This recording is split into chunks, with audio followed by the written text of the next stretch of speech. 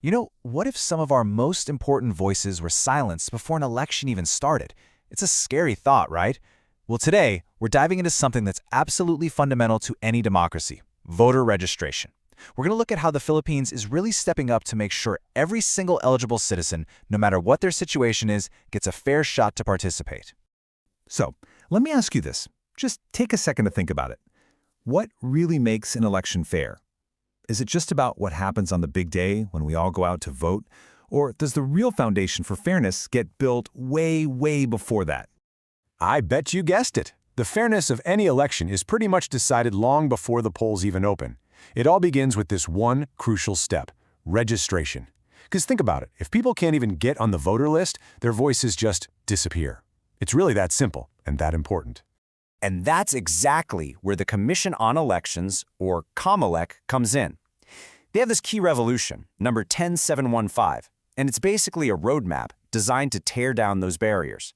It covers everything from filing online to making sure the whole process is inclusive for everyone. What's really smart about this whole thing is its two-part strategy. So, on one hand, it's all about embracing technology. It offers digital options like online reactivation for voters who already have their biometrics, their fingerprints and photo in the system. But, and this is crucial, it doesn't leave anyone behind. It also beefs up the classic in-person support for those who really need that hands-on help. It's a great mix of moving forward while protecting everyone. Okay, so now that we know the big idea, let's see how this actually plays out in the real world. First up, making sure voting is truly for everyone by making registration accessible. The resolution isn't just speaking in vague terms here. It gets really specific, and it names the exact groups that often need a little extra support. We're talking about persons with disabilities, senior citizens, pregnant women, people who are illiterate, and even persons deprived of liberty. So let's dive into the specific guidelines for each of them. All right, let's start with our senior citizens and persons with disabilities, or PWDs. For these folks, it all boils down to two key words: priority and assistance. And you can see right here just how detailed that support gets. They are really clear, separate rules designed to make registration as painless as possible for both groups. So, what does that help actually look like?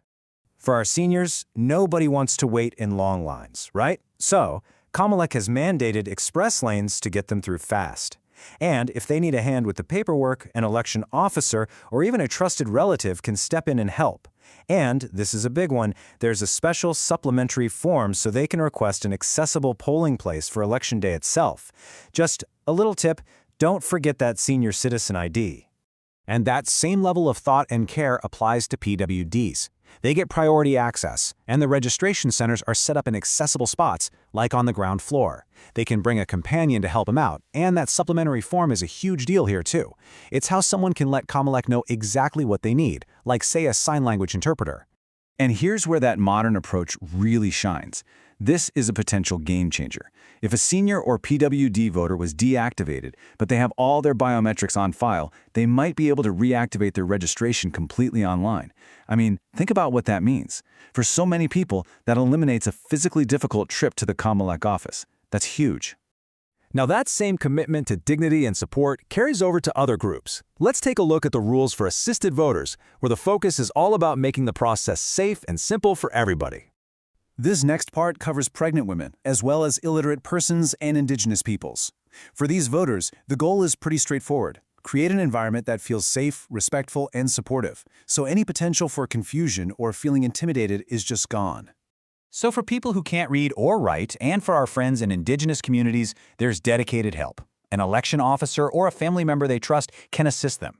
To make sure everything is right, the assister has to read all the entries back to them, and a thumb mark is totally fine instead of a signature. And for ID, certificates from the National Commission on Indigenous Peoples, or NCIP, are accepted, which is a massive help. For expecting mothers, it's all about comfort and safety.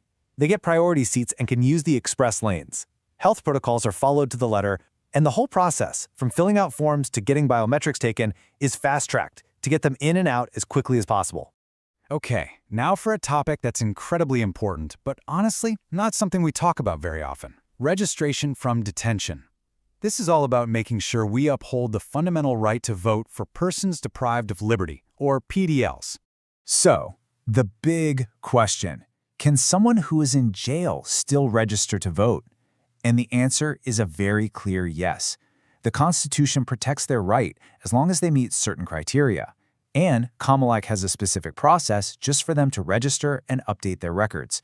This is what democracy looks like, making sure nobody gets left out. Of course, there are some very clear rules on who is eligible. The person has to be at least 18, meet the residency requirements, and, this is the really key part, they must not be finally convicted of certain crimes or sentenced to more than 1 year in prison, unless they've been given a pardon or amnesty. And this whole process is super organized. The registration actually happens on site, right inside the detention facilities. It's a formal, tightly coordinated effort between the local Comelec office and the jail authorities to make sure everything is done correctly and by the book. All right, we've gone through all the special accommodations. Now, let's bring it all back home with a simple checklist that pretty much applies to every single person who wants to register. This is all about getting it done.